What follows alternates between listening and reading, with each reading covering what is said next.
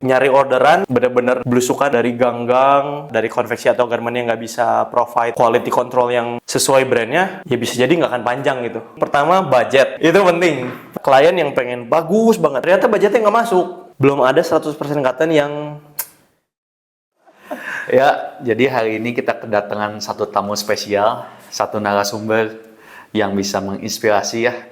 Kita sebenarnya cuma mau sharing-sharing aja tentang beberapa hal seputar kain, seputar jahitan. Nah, mungkin boleh perkenalkan diri dulu, Yas. Oke, halo, nama saya Elias. Saya dari Jahitku Indonesia dan udah banyak kerjasama juga sama Cotton Plus selama ini.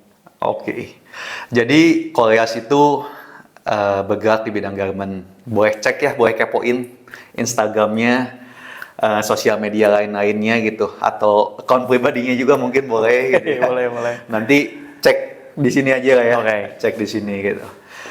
Yas, ceritain dong dikit tentang Jahitku itu. Lu awal bikin ngebentuknya, lu punya visi apa, spesialisasi lu di mana? Ceritain aja coba gitu, Yas. Oke, Jahitku sendiri sebenarnya udah dari gua pribadi ya, udah jalanin dari 2015. Oke. Jadi ini udah mau 10 tahun. Dan kalau Jahitku sendiri sih baru establish mungkin di 2022 kalau nggak salah ya, secara hukum, secara legalnya. Oke.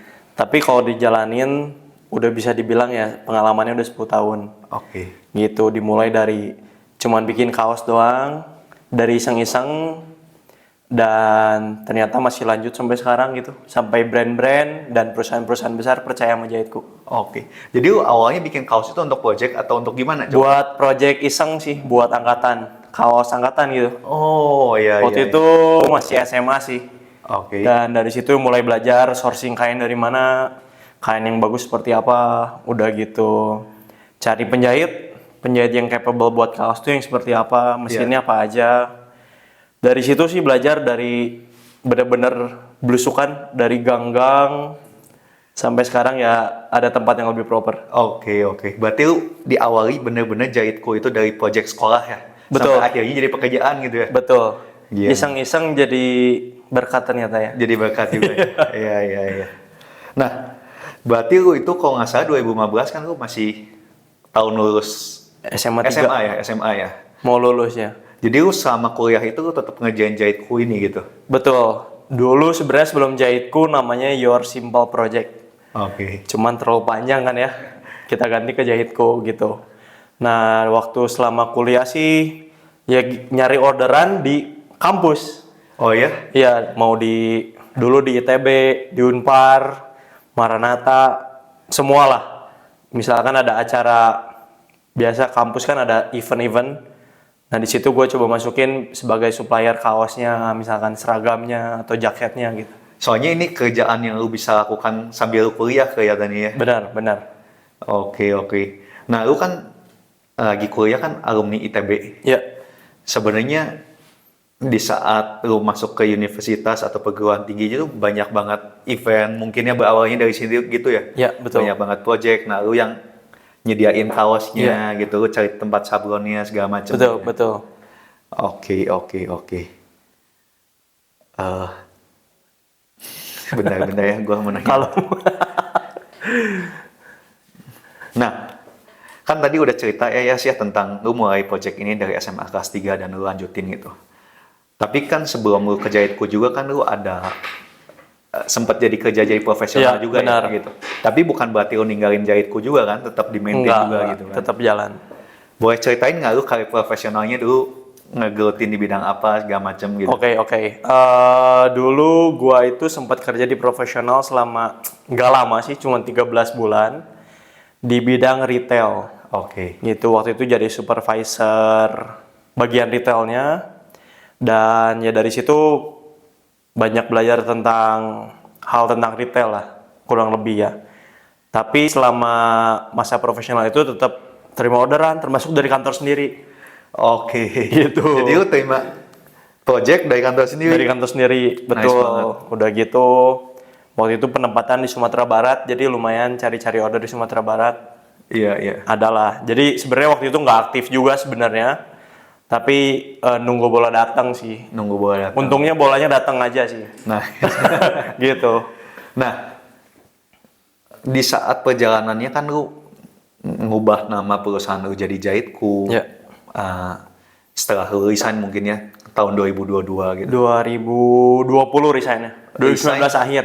2019 akhir, tapi establish Jahitku, ganti nama jadi Jahitku dan jadi legal secara macam itu 2022. Sekitar 2022, ya. Nah, boleh nggak ceritain visi lu tuh gimana gitu, lu visi lu mengembangkan bisnis atau apa sih yang lu harapkan bisnis itu tuh bisa ngebantu banyak clothing brand atau yang lain-lain gimana gitu? Oke, sebenarnya honest story-nya itu 2020 mau kerja lagi setelah resign. Oke. Udah mau kerja lagi, waktu itu bulan 2019 Desember udah stop. Terus rencana memang pengen ngambil off lah selama 3 bulan untuk kerja ke berikutnya. Dan ternyata kan 2020 Maret COVID, Ya. everything cancelled gitu. Nah dari situ jadi mikir dong ini COVID sampai kapan nggak ada yang tahu kan. Betul. Terus waktu itu udah nggak ada pemasukan kan berarti. Mikir lagi, oh banyak kain sisa dari yang dulu. Sisa yang dulu project. Yang dulu-dulu. Oke. Dari situ, udahlah. Gue bikin aja nih sisa-sisa kaos ini untuk dijual. Jadi gue bikin kaos polos waktu itu. Punya brand lu? Sempat bikin kaos polos atau? Dulu ada namanya Your Simple Wear. Oke. Ya, makanya muncul Your Simple Project. Ceritanya Your Simple Wear ini retailnya, Your Simple Project ini yang ya proyekan buat orang lain. Oke. Gitu. Dari situ ternyata Your Simple Project-nya yang lebih menghidupi gitu kan. Nah, dari situlah mulai lebih fokus ke produksinya sendiri. Jadi maklunan buat brand, buat perusahaan. Gitu. Tapi kan lu ada saatnya menikmati, kalau gua nggak salah kan lagi zaman COVID kan jualan kaos polos kan Ya, semua ya. orang tiba-tiba kerja dari rumah, pasti kan outfitnya juga nggak usah pakai sesuatu yang terlalu formal gitu ya. Benar-benar. Lu bener-bener menikmati masa-masa itu tuh. Benar, tapi bisa dibilang menikmati, tapi tetap yang orderan utamanya sih dari brand. Oh tetap, jadi lu lebih fokus ke brandnya gitu. Ya, karena si brandnya ini yang jualan kaos. Gitu, jadi karena udah lebih punya nama brandnya, terus order kaos ke gua, ya udah jadi jalaninnya lebih banyak ke yang maklunan. Iya, iya.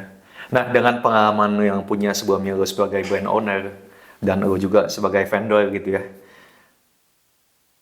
Kan kayaknya banyak banget orang yang zaman sekarang mungkin datang ke Jahitku juga belum tahu mau bikin apa gitu ya. Ya, Nah, ya. kira-kira lu ngasih insight ke mereka kan pasti punya ide, tapi idenya mungkin nge-hole gitu ya. Apa sih yang lu bisa sharing sama mereka gitu? Oke, sebenarnya kalau dibilang brand owner belum bisa juga lah ya, karena brandnya juga belum pernah ada yang sukses banget gitu. Tapi secara industri di fashion ini udah lumayan 10 tahun, yang bisa gue bilang mungkin kalau brand tetap harus punya unique selling point sih. Dimana tentuin dulu kategorinya mau di bagian apa nih fashionnya. Ya, Kayak misalkan, ini boleh sebut brand gak di sini? bolehlah kita sebut dulu ya. Kalau nanti bisa disensor. Oke, contohnya nih yang unique selling point tuh seperti kalau baju harian apa sih kepikirannya? Udah pasti Uniqlo Iya, misalkan. betul. Atau baju kantor mau apa? Eksekutif gitu. Betul, betul. Nah itu salah satu hal yang menurut gue penting banget untuk brand punya. Tapi memang butuh waktu yang panjang juga. Jadi harus punya capital yang besar sebenarnya punya brand ini. Oke. Jadi harus konsisten sampai brand image-nya kebentuk gitu. Dan kadang-kadang brand juga awal bikin pengen konsepnya A, bisa jadi tengah jalan jadi B, itu normal. Dan ya harus trial error sih bikin brand sebenarnya. Oke, oke. Nah, jadi lu akhirnya give up di brand lu karena lu lebih mau fokus ke proyekan lu project ya, ya. vendor. Boleh nggak ya ceritain, tadinya kan lu mungkin ngejalanin project, belum punya produksi sendiri, cari vendor di luar, sampai akhirnya lu kenapa sih merasa butuh punya tempat produksi sendiri? Ya, ya. Hal-hal apa sih dalam hal-hal technical produksi yang lu mesti perhatikan gitu? Siapa tahu bisa kasih insight gitu.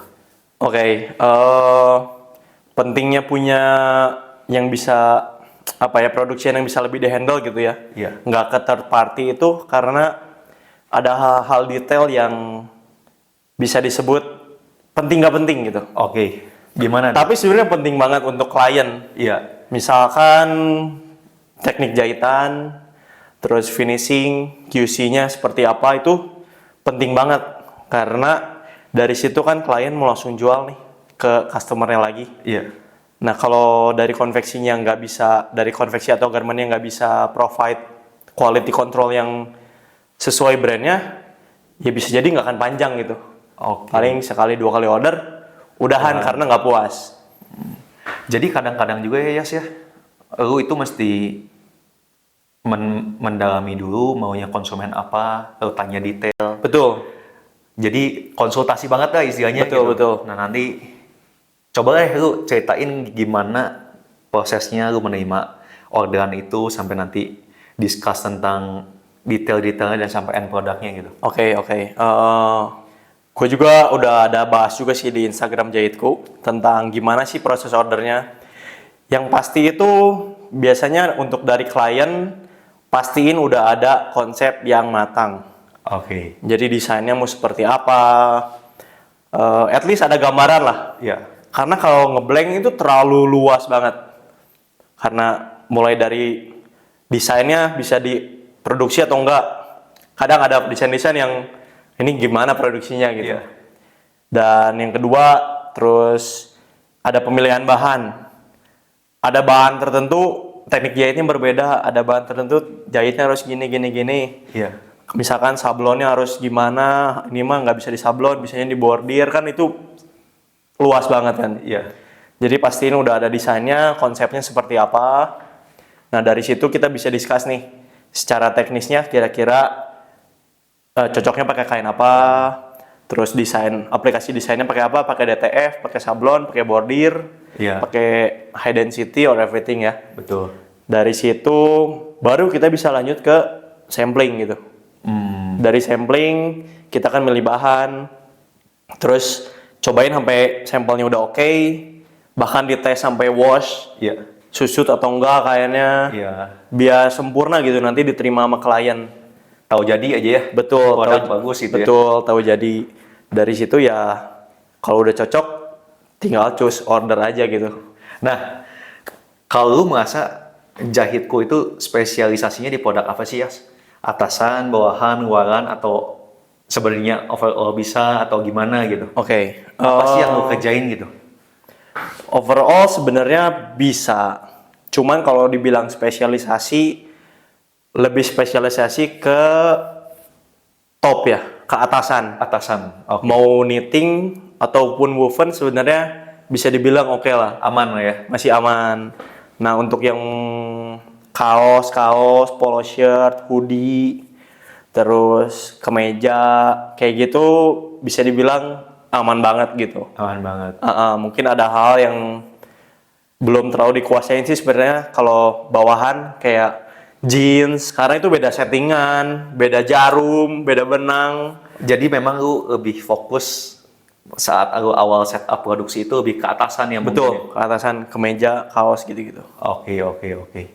Nah, dengan fenomena baru kan kayaknya anak muda sekarang banyak banget ya olahraga. Ya, Lari lah, ya, pedal lah sekarang mungkin yang paling hype gitu. ya. Lu banyak terima orderan baju olahraga juga nih? Banyak banget. Jadi sebenarnya selain jahitku juga ada satu lagi namanya Yontrap. Ini sebenarnya gua co-owner lah ya. Dan ini juga bergerak di custom bikin jersey. Oh. Jadi which is semuanya tentang olahraga gitu. Jadi bisa dibilang banyak orderan untuk sportwear juga. Tapi jahitku juga sendiri ada ngerjain buat brand-brand orang lain. Dan so far so good sih. Oke. Nice. Nah, kalau contoh ya, kita mau ngobrol lebih detail lagi nih, ngobrol tentang kaos gitu ya. Kaos kan ada kaos olahraga, ada kaos santai sehari-hari yang mungkin bahan dasarnya dari katun atau ada kaos lain gitu. Secara produksi itu ada teknis pembeda nggak sih? Kalau teknis pembeda, sebenarnya lebih ke skill penjahitnya ya. Oke. Ada, misalkan kalau dry fit itu rata-rata tuh nggak ada rip. Oke, nggak ada Rata-rata aksesoris ya? ya rata-rata nggak ada rip. Walaupun sebenarnya ada juga di market, cuman kebanyakan toko kain nggak nyediain ripnya. Jadi which is si bagian collar ini dibikin pakai bahannya sendiri kan. Iya. Nah ini gramasinya tuh sangat menentukan kerapihannya nanti. Oke. Nah, misalkan kalau gramasinya tebal, bisa banget kemungkinan besar lebih gampang untuk rapi. Karena dia kan punya firmnya strukturnya lebih kuat. Oke. Lebih stabil lah ya, Iya. nggak goyor gitu. Jadi bisa rapi. Nah, yang kita perlu tahu kalau bahannya tipis ini agak tricky. Kita nggak bisa terlalu tinggi collarnya. Iya. Jadi kita harus sesuaiin, misalkan paling cuma 1 senti, kayak gitu. Kalau diminta 2 senti, 3 senti ada kemungkinan nggak rapi lah. Iya, iya. Klewer lah kalau bahasa Sundanya Iya, gitu. Berarti sebetulnya kalau ngejahit kaos basic gitu, misalkan 100% katun gitu, yang lo udah bisa beli sama rate-nya gitu ya, Ya, jauh lebih aman lah ya, dan lebih gampang juga gitu. betul. Itu mah udah kerjaan paling basic lah. Iya, iya. Nah Yas, gue sekarang mau ngobrol-ngobrol nih seputar bahannya. Bahan apa sih kalau untuk kaos gitu, sehari-hari yang lo banyak paling gunakan gitu? 30S, 24S, 20S, atau mungkin lain-lainnya lah gitu. Oke. Mostly sih untuk sekarang di market yang gue lihat 24S ya. Standar 24S. Standar yang iyalah bisa dibilang standarnya 24S sekarang. Karena klien-klien juga udah pada aware kalau 30S itu sebenarnya enak banget dipakai, adem. Iya. Tapi mungkin untuk ketahanannya nggak sekuat 24S. Betul. Which is karena 30S lebih tipis, lebih gampang kucel. Tapi bukannya nggak bagus. Tergantung tujuannya untuk penggunaannya apa. Memang kalau orang-orang yang mau bikin kaosnya cuma buat event sekali, 30S itu sangat oke. Iya. Karena secara harga mungkin lebih rendah dan ya cukup buat sekali pakai gitu. Tapi kalau untuk yang mikirin panjang sih 24S ya, lebih 24S. umum. Secara harga masih agak bersaing, nggak beda jauh sama 30S, tapi secara kualitas juga bagus gitu. Kayaknya nggak tipis banget, nggak tebal banget, Ya. just fine gitu ya. Just Pas fine, gitu ya. bener, pas 24S.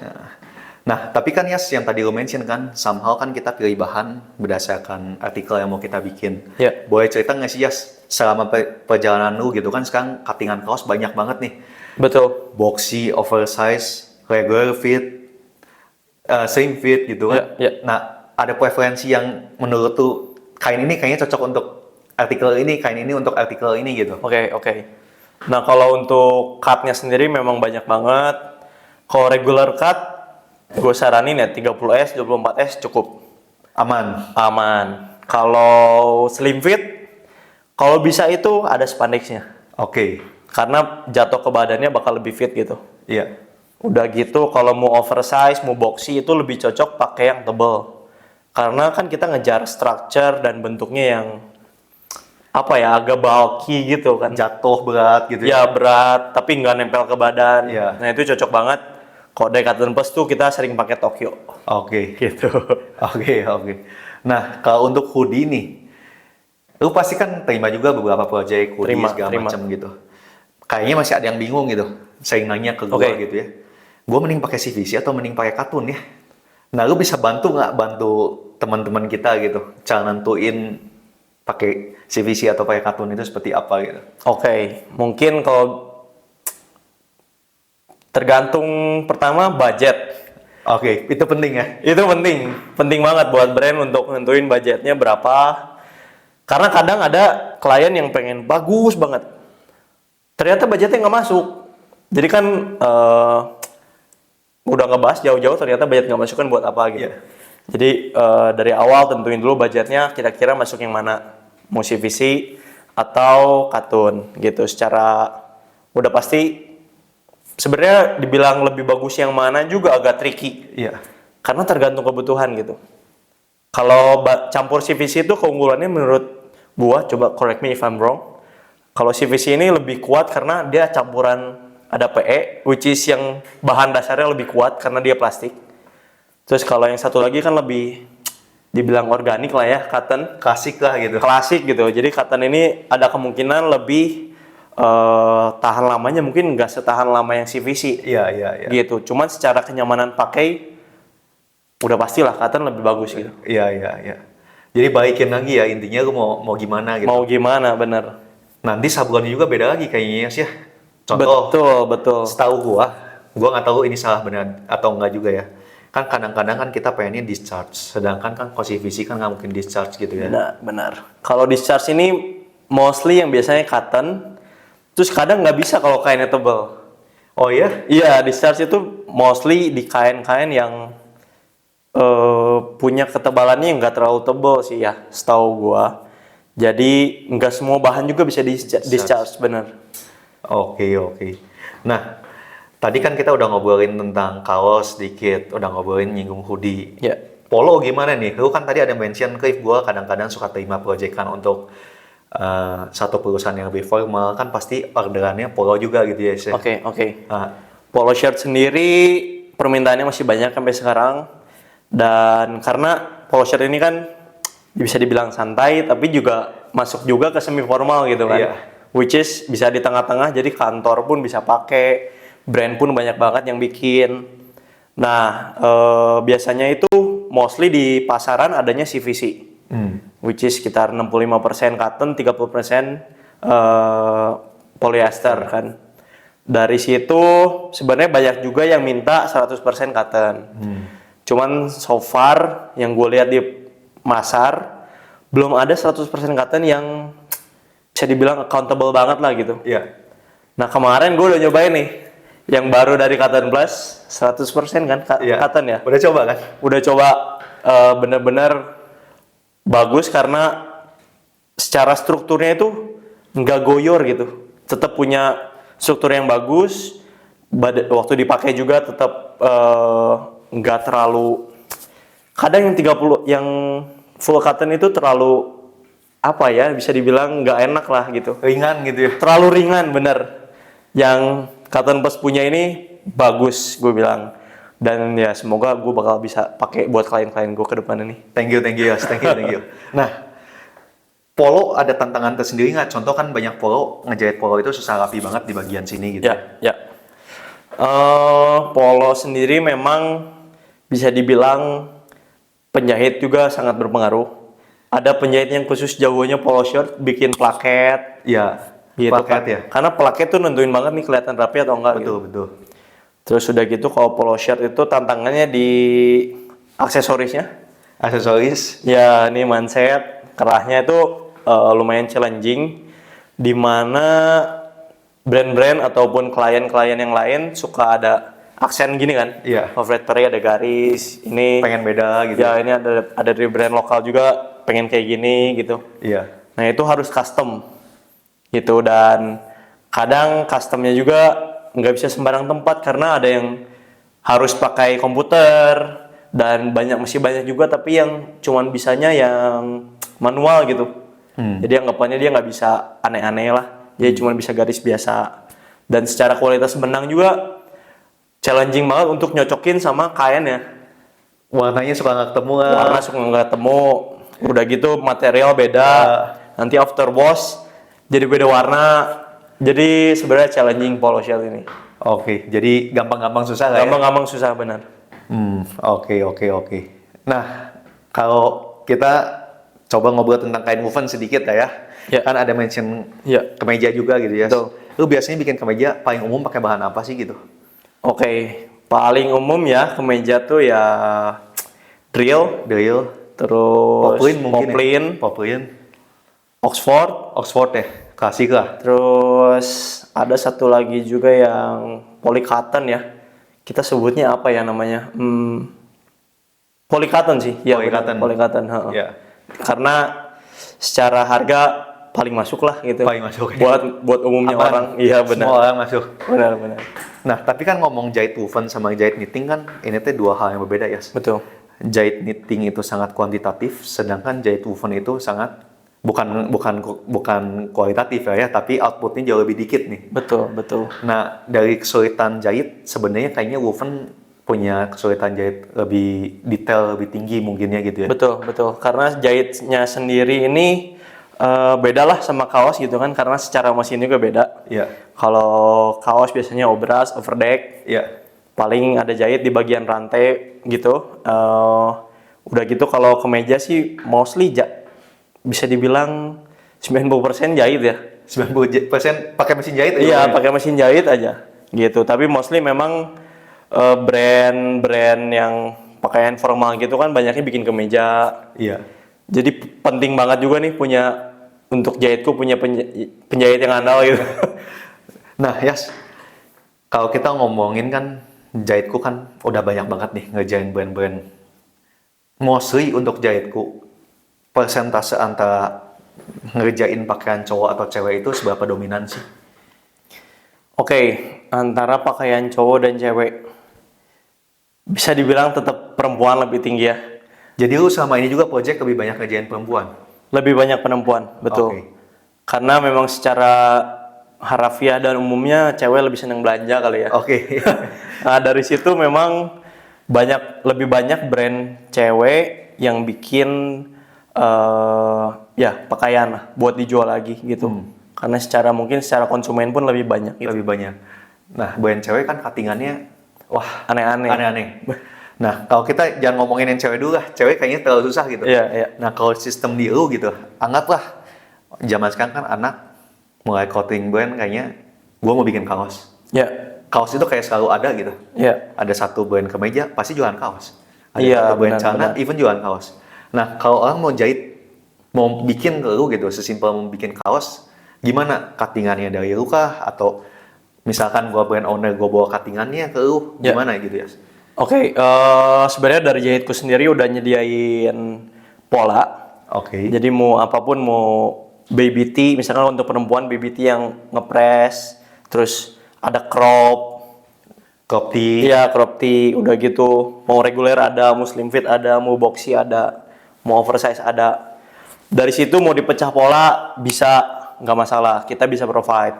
Nah kalau klien punya cuttingan sendiri, itu nggak masalah selama minimal punya tag pack. Dari tag pack kita bisa buatin. Kalau enggak juga punya sampel asli lah gitu. Sampel asli. Nah ya, misalkan gue punya sampel asli ya, gue bawa ke lu, nanti lu grading size chartnya bisa gitu. Betul, bisa grading. Jadi misalkan gue bawa sampel ke lu ukuran L, Ya. gue mau bikin S sama XL, nanti lu yang bantuin semua gitu ya? No problem. Oke. Nah untuk pembuatan sampel itu kira-kira berapa lama sih ya biasa dilakukan gitu? Oke, untuk pembuatan sampel ya, sebenarnya kalau secara langsung dikerjain nih. Iya. Kalau polosan ya kurang dari sehari sih sebenarnya ya. Oke. Tapi balik lagi kalau ke garment kan pasti ada antrian, ada apa. Biasa jahitku bakal mention sekitar 1-2 minggu. Tergantung juga sih sama keribetan dan kesulitan pakaiannya, apakah ada sablonnya, apakah ada bordir, Iya. atau semuanya ada dalam satu baju itu ya pasti memakan waktu yang lebih banyak sih. Iya. Contoh misalkan lu bikin kaos pasti lebih cepet dong dibanding bikin polo. Betul. Apalagi kok polonya di bordir kan? Betul, betul. Oke. Yas, mau ngobrol-ngobrol seputar dunia garment dan konveksi lah ya. Ya. Kita itu kan, negara Indonesia kan penduduknya sangat besar banget gitu. Tapi manufakturnya somehow nggak sekuat negara ini ya. Iya. Nah, lu memutuskan untuk buat jahitku juga kan pasti dari produksi yang sederhana sampai yang akhirnya seperti hari ini gitu. Nah, gimana visi lu dalam pekerjaanmu gitu? Oke. Kalau dari visi sebenarnya mastiin jahitku bisa terus dipercaya sama klien sih. Iya.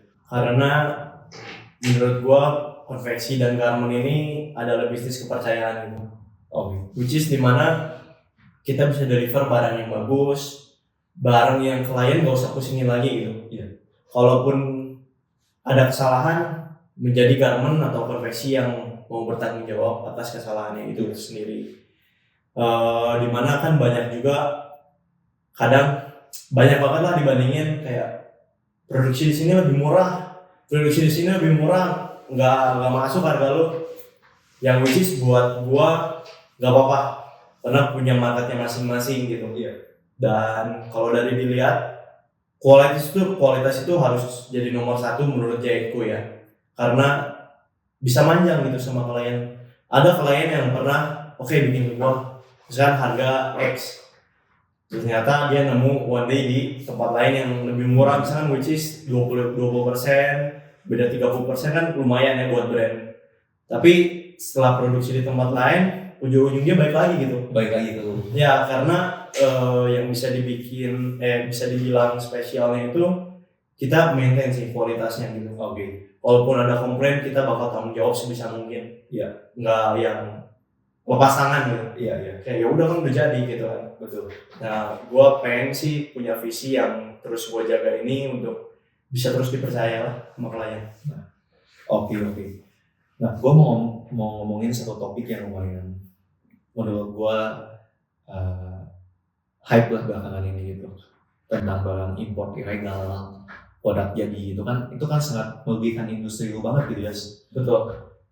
Harusnya kita manufaktur di dalam negeri, produknya dibeli lagi sama masyarakat kita sendiri. Tiba-tiba kita sekarang banyak banget orang yang masukin barang import apalagi ilegal gitu, pakaiannya udah jadi gitu. Nah, lu melihat hal-hal ini tuh seperti apa gitu? Ini banyak banget pro kontranya sebenarnya. Banyak banget memang yang masukin barang-barang jadi ke Indonesia dan jual harganya murah gitu. Iya. Yang kadang nggak ngerti juga gimana bikinnya gitu. Lu ngitung beli kain dia udah nggak ngerti gitu. Yang pasti ini merugikan banget sih untuk pengusaha-pengusaha lokal, di mana harus bersaing sama barang-barang yang bisa dibilang goib lah. Iya. Gitu, nggak tahu ini barangnya kenapa bisa harga segitu gitu. Karena ada juga yang gue tahu dari luar negeri itu memang ada yang secara negaranya tuh nge-support banget nih. Misalnya di fashion disupport nih sama pemerintah di bagian fashion ini. Iya. Agar barang-barang dari negara mereka bisa ngebanjirin se-Asia misalkan atau ngebanjirin semua tempat lah gitu. Iya. Yang which is itu strategi yang ya bagus buat negara mereka kan. Tapi kita sebagai yang orang lokal juga Indonesia ini gimana bisa merangin hal itu memang tricky. Karena nggak bisa dari sendiri gitu. Harus dari secara keseluruhan marketnya sendiri sih. Iya. Nah, gue sharing dikit ya mungkin nih. Gue itu pada awalnya buka toko kain itu karena gue rasa itu lokal brand itu nggak kayak kreatif sama luar negeri. Gue bingung gitu kenapa banyak banget orang bisa pakai barang luar negeri gitu. Nah makanya gue bikin cotton buds, toko, gue pengen bikin satu bahan, ya gue at least bantuin di bahannya lah. Gimana cara gue bikin bahan yang bagus, ketemu vendor yang bagus, bisa menghasilkan produk yang bagus itu. Untuk lu sendiri lu sering kesulitan nggak sih cari tempat toko kain atau supaya bahan yang menyediain bahan yang bagus itu? Kalau dibilang kesulitan, mungkin awal-awal waktu gua masih belajar kesulitan sih ya. Karena dari situ gua belajar banget trial error. Kain yang murah banget juga ada resikonya nih. Misalkan banyak cacat, banyak bolong, banyak noda, which is kainnya nggak bisa gue pakai gitu. Jadi anggapannya beli kainnya murah tapi banyak juga yang gue buang gitu kan. Nah dari situ gue belajar sih bahwa milih kain itu harus yang punya nama baik lah. Gue bisa bilang di bagian lu juga yang penyedia kain juga, lu jual bisnis trust sih.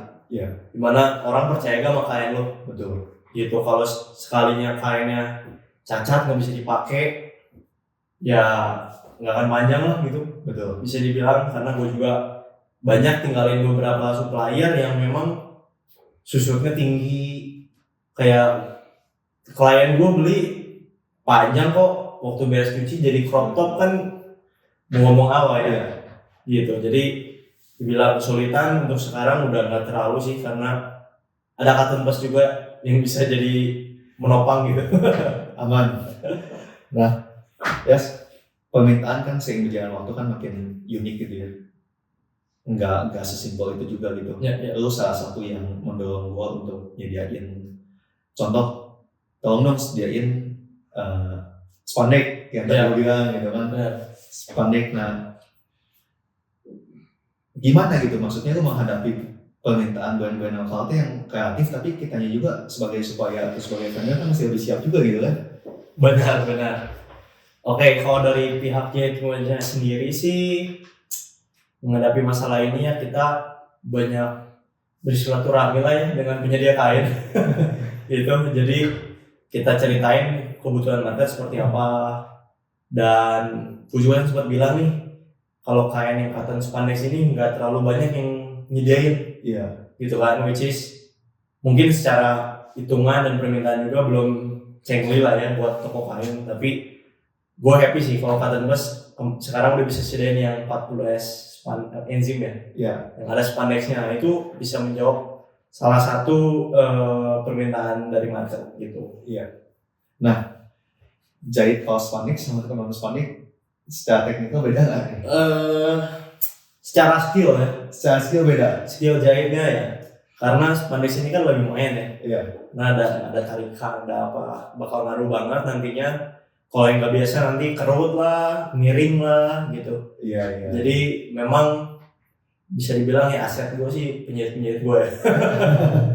Nah, guys, kalau kita kan rantai distribusi itu kan pentingnya buat kita. Contoh, mungkin rantai distribusi gua setelah dari gua ke lu gitu, atau lu nanti ke brand lagi gitu.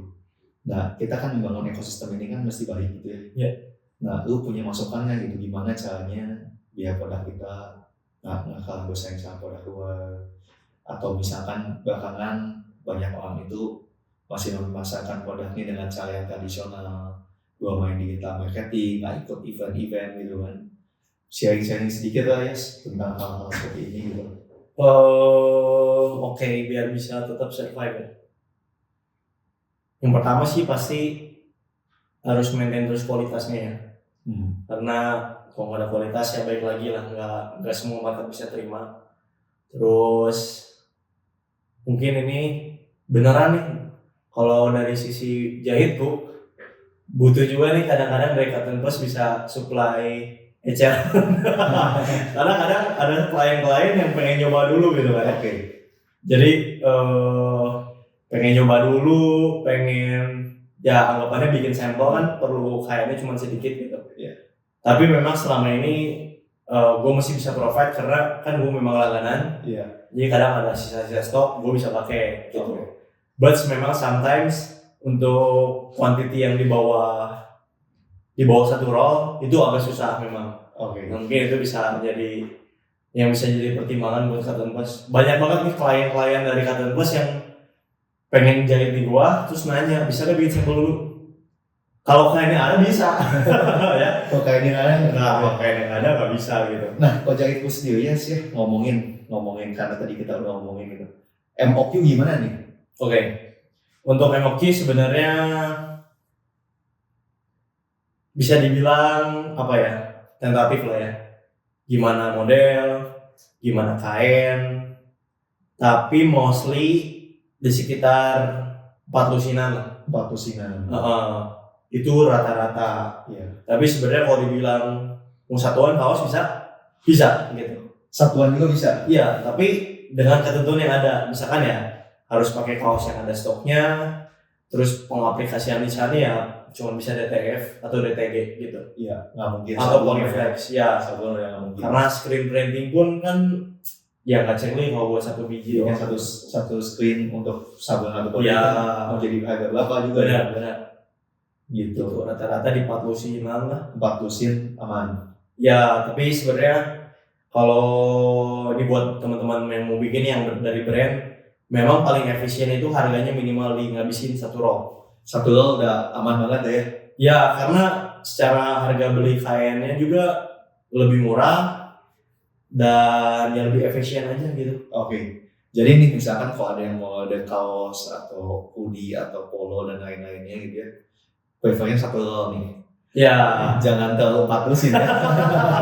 benar. Sebenarnya dari konveksinya senang banget sih. Kalau ya udah ngabisin rollan, Iya. itu kita senang banget karena lebih enak aja. Lebih enak ya. Kenapa sekali jadi satu roll cutting habis Iya. Benar. jahit ya. Dan dari Cotton Bus juga sebenarnya udah ngasih tahu nih ada satu roll kira-kira bisa jadi berapa. Betul. Tapi teman-teman juga perlu take notes kalau itu kan secara umum hitungannya. Nanti kita balik lagi bakal dari kliennya sendiri, dari teman-teman bakal kayak gimana desainnya, bakal nentuin juga berapa banyak jadinya gitu. Oke. Nah Yas, kadang-kadang kan orang nggak ngerti gitu ya istilah 30S, 24S, makanya kita yang nyediain istilah gramasi gitu ya. Ya. Nah sebenarnya dari sisi lu itu di saat lu tahu gramasi itu efek ke lu-nya apa sih gitu? Oke, gramasi efek ke jahitku udah pasti ke produksinya lebih gampang nggak? Ya. Terus karena ada yang terlalu tebal juga susah, terlalu tipis juga kadang susah. Iya. Udah gitu mungkin Banyak yang jumlah jadi mungkin ya. banyaknya jumlah jadi dan jatuhnya nanti ke harganya sih. HPP. Ya HPP Iya. gitu. Kalau semakin banyak jadi ya mestinya lebih murah gitu. Oke. Nah misalkan gua mau nanya harga, ya gua mau bikin baju kayak gini, as long as cuttingannya ready ke lu, mungkin lu bisa cepat ya. Bisa cepet. Tapi kalau gua mau custom nih misalkan, Mohon bersabar kalau gitu. mau Ya. misalnya ya Karena ada proses yang perlu dilalui. lu masih hitung dulu ya kira-kira satu roll jadinya berapa, soalnya kan cuttingnya Benar. menentukan banget gitu. Panjang banget nih prosesnya untuk teman-teman tahu satu harga baju ini berapa kalau benar-benar custom dari nol. Iya. Karena harus nentuin juga dari polanya, pemakaian kain, udah gitu pengaplikasian desainnya seperti apa, sesulit apa. Iya. Dan nanti juga quantity ordernya mau berapa juga bakal nentuin berapa harga satu bijinya. Jadi kadang-kadang banyak banget nih klien jahitku yang belum apa-apa nanya berapa. Apanya yang berapa gitu. Makanya gue bilang tentuin dulu nih desainnya mau bikin apa. Terus jangan awal nanya A udah dikasih harga, ganti B karena semuanya beda hitungan gitu. Iya kadang-kadang kan gitu ya, contoh gue bikin oversize ternyata sampelnya jadi gue ngerasa kurang panjang. Iya. Orang nggak mau ngerti ternyata nambah 5 cm itu nambah harga gitu ya. Bener, iya betul. Dan sesimpel jahitannya ditambah di cutting pecah pola, ya itu nambah lagi gitu. Jadi memang tricky banget sih kalau teman-teman mau langsung tahu harganya. Kalau teman-temannya sendiri masih galau sama desainnya gitu. Mungkin jadi tanyanya jangan langsung harga, tanyanya kisaran berapa gitu. Nah kalau range kita bisa kasih harga range. gitu. Nah, Yas, berarti kan basically kan lu kerjain FOB gitu ya. Ya, Jadi orang kasih desain ke lu, nanti semuanya lu cariin sampai vendor kainnya. Iya. Nah, kalau lu pakai kain knitting nih ya, mau ngomongin balik lagi ke kaos itu ya, lu prefer pakai kain knitting yang terbuka atau pakai kain knitting yang open width gitu? Oke, kalau secara kenyamanan lebih nyaman yang open width sebenarnya. Iya. Karena dari kualitas, kalau yang tubular itu ada risiko ada garis kan. Betul. Dimana kaos kita bisa potong misalnya di ujungnya nih, Setengah which is pola. jadi lipetan setengah pola. Iya. Nah, teman-teman kalau nemu kaos nih di tengahnya ada garis, nah itu tuh susah dihilangin. Nggak bisa itu. Nggak bisa dihilangin karena memang settingan kainnya seperti itu. Iya. Bisa nggak gue minta ke lu, Yas, gue mau bikin kain tubular ke lu, tapi gue nggak mau setengah pola gitu. Kain tubular tapi nggak mau setengah pola. Bisa aja, tapi boros kayaknya ya. Bolos gitu ya. Makanya Nah, kainnya di sini. boros, harganya jadi lebih mahal. Langsung aja pakai open width gitu. Iya. Nah, Yas, tapi kan kita juga mesti kasih tahu gitu ya kan, mungkin nggak semua orang skala produksinya seperti lu. Ya. Banyak keterbatasan di tempat cutting, media cuttingnya belum Ya, apa-apa, udah nggak cukup. benar. Gimana nih, Yas? Tips and triknya gitu. Oke, sebenarnya nggak semua kain tubular ada garis di tengahnya nih. Mostly memang sometimes ada, kadang enggak juga. Jadi kalau balik lagi sih pemilihan supplier kainnya ya. Kita cobain nih tubular dari toko A sama toko B. Kadang ada yang tengahnya bisa hilang, Ada yang mending. ada yang mending, ada yang bener-bener yang masih kelihatan gitu. Nah dari sini juga kan makanya kan lu mesti mengedukasi langganan lu kan. Kenapa kadang-kadang bahannya nggak beda jauh, tapi kok harganya beda. Benar. Jadi di situ juga klien perlu tahu sih. Balik lagi ke kesempurnaan yang klien mau seperti apa gitu. Ya oke. Ya kalau kliennya memang nggak ngejar seperfeksionis itu, sebenarnya pakai metode gue juga cukup aja. No problem. Tapi kalau udah tahu dari awal kliennya memang pengen bikin baju yang bagus, dari sisi sujet bagus, segala macam bagus, ya lu ini kayak Open minded ya, betul. Nah Yas, dari cuttingan yang umum deh, yang paling laku zaman sekarang apa sih? Cuttingan tetap ya reguler, tetap. Bukan oversize? Nggak semua sih, Nggak semua ya? karena kalau regular itu bisa dibilang paling aman lah. Paling aman, tetap paling aman. Event, brand pasti punya regular. Tapi oversize belum tentu semua brand punya. Gitu. Nah kalau lu biasa menentukan, kan tadi lu bilang pemakaian regular kan banyak gitu kan. Ya. Tapi kan kain juga macam-macam ya, kita ngomongin. Contohnya tadi lu udah mention 24S paling umum. Ya. Tapi kan sekarang juga ada 24S enzyme, ada 24S yang lain gitu. Ya, Gimana gitu lu mengedukasinya kan kadang-kadang kan orang belum tahu gitu enzyme itu proses apa gitu. Oke, biasa dari Jahitku sendiri ada katalog di WhatsApp. Dari situ teman-teman bisa lihat sih kainnya itu ada deskripsinya lah. Kira-kira kalau di enzim itu proses apa sih, nanti hasil kainnya seperti apa gitu kan.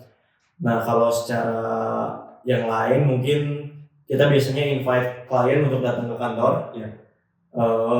Jadi teman-teman bisa langsung pegang kainnya, hand feel. Oke. Karena susah banget kalau by foto nggak bisa bedain gitu. Sulit ya?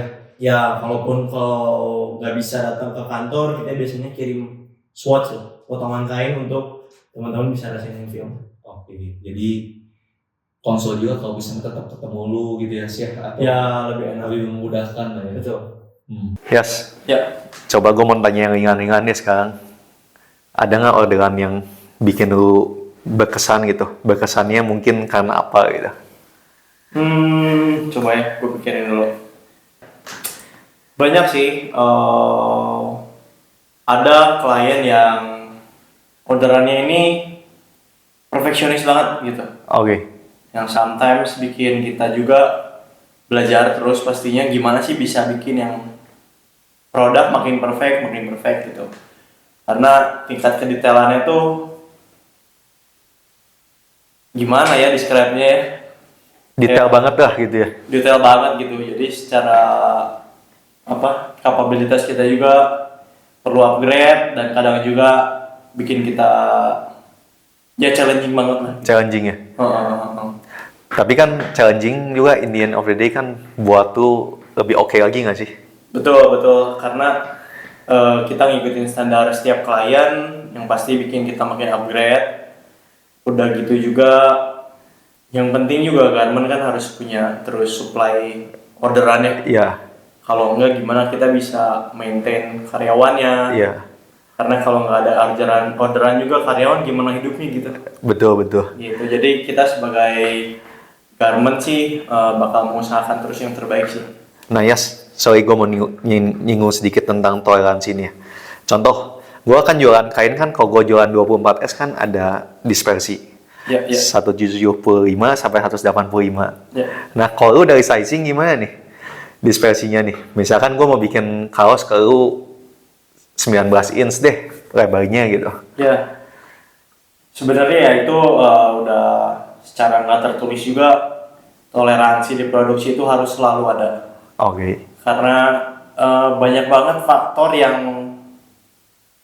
nggak bisa dihandle ya kadang, dan kita udah handle semaksimal mungkin juga ada aja faktor-faktor yang nggak tahu dari mana, ngerasain nggak sih selama produksi, padahal udah di treatment A, treatment B, treatment C, ada aja hasilnya yang kadang-kadang nggak sempurna lah gitu. Jadi gue bisa bilang kalau di fashion ini perlu banget ada yang namanya toleransi sih pasti, karena brand-brand besar yang internasional pun mereka punya kok standar toleransinya gitu, nggak ada yang sempurna banget gitu. Oke.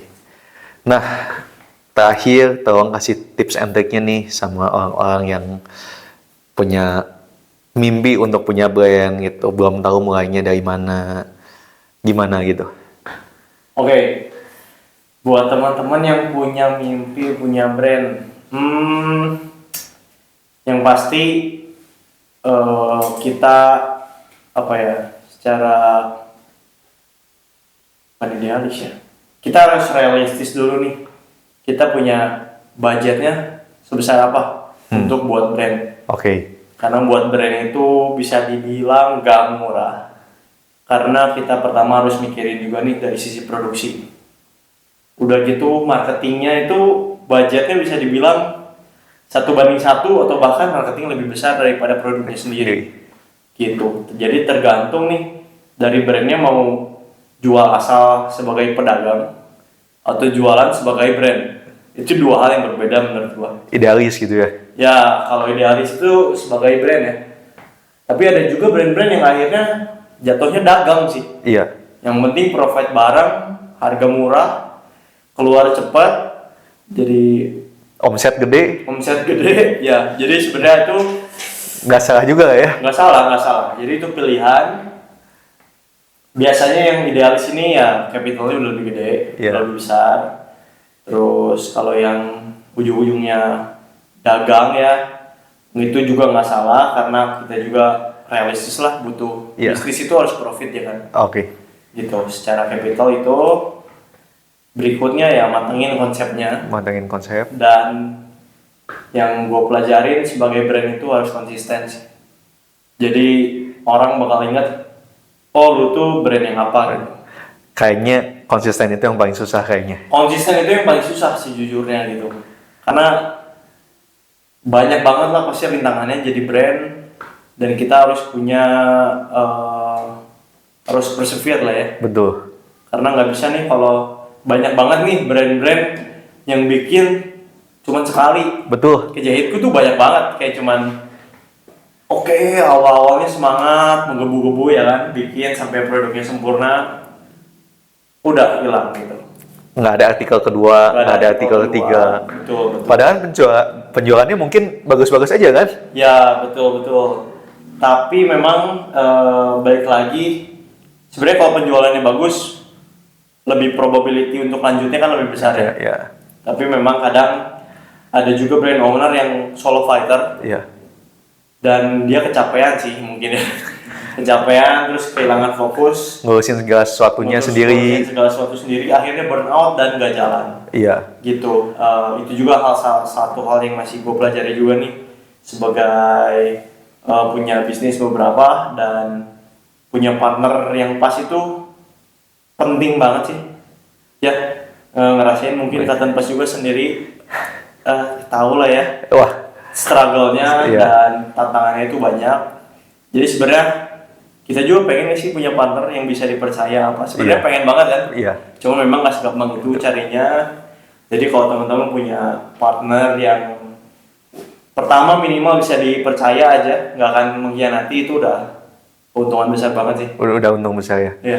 Nah, Yas, bisa nggak sih kita memulai satu brand clothing dengan satu artikel gitu, atau lebih baiknya mulainya dari beberapa artikel, jangan satu telinga, atau gimana gitu? Atau nggak gue keluarin satu tapi gue konsisten tiap 3 bulan gue keluarin satu, atau gimana? Kalau boleh beri masukan biar brand ini bukan awal-awal aja gue mau bikin brand, nanti tengah-tengah nggak dilanjutin gitu, Yas. Oke. Sebenarnya gue tahu nih brand yang ada tiap per minggu, ada per 2 minggu ngeluarin. Tapi secara realistis untuk brand awal kan agak susah ya seperti itu. Bisa mungkin dari 6 bulan sekali. 6 bulan sekali. Jadi per semester Iya. bisa ngeluarin koleksi baru. Kalau dari situ udah penjualan udah lancar, capital udah lancar, kita bisa lanjut ke quarterly ya. Iya. Jadi per 4 bulan.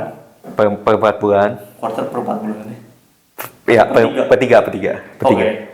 Jadi kalau kalau udah bisa lancar per quarter, kita jadi ngeluarin artikel per 3 bulan. Iya. Jadi anggapannya per season lah ya. Iya, per season. Ya kalau udah gitu bisa lanjut juga per bulan. Jadi kayaknya mah paling penting contoh ya kita mau bikin barang apa dulu. Misalkan kita pengen bikin satu produk, fokusin jual polo yang mungkin nggak akan sebutuh itu aja untuk nggak akan sebutuh Perbaru nggak. inovasi baru. Jadi maksudnya nggak akan butuh sesering itu untuk inovasi gitu ya. Mungkin kan kali ini gue ngeluarin warna apa lagi gitu ya. Betul. Atau gue ngeluarin polo tapi polonya ada pembeda apa gitu. Ya karena kalau polo kan secara umumnya itu timeless lah ya. Iya. Tinggal mainin aksen, mainin warna gitu. Oke. Jadi dari awal kita nentuin bikin clothingan juga kita udah tahu gitu ya. Mesti tahu dulu gitu ya. Ya. Kalau kita lebih ke fashion cewek mungkin repotnya kayaknya sebulan sekali malah mesti Ya, ada gua tahu item baru. brand perempuan yang setiap minggu launching itu hebat banget sih.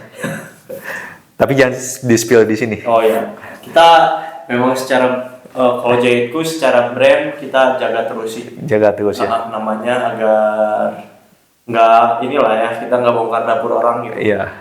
Karena sekarang juga jahitku udah lebih concern sama hal itu, jadi buat juga office kecilan yang bisa terpisah sama produksi, jadi nggak campur-campur sama brand lain gitu. Jadi kalau orang datang nggak bisa ngintip-ngintip lah ya. Ya betul. Nah, terakhir nih gimana caranya untuk reach out ke Elias gitu? Boleh kasih tahu gitu? Oke, teman-teman bisa follow aja di Instagram @jahitku DJAHITKU. Terus di situ ada link, bisa langsung hubungin ke WhatsApp kita. Jadi dari situ teman-teman tunggu juga ya dibalasnya, karena kita juga biasa chatnya banyak, jadi kita balas satu persatu dari yang awal ngechat gitu. Oke. Nah, guys, nanti seri 2, bukan season 2, season seri 2, gue yang bakal jadi tamunya Elias untuk datang kita lihat-lihat jahitku gimana.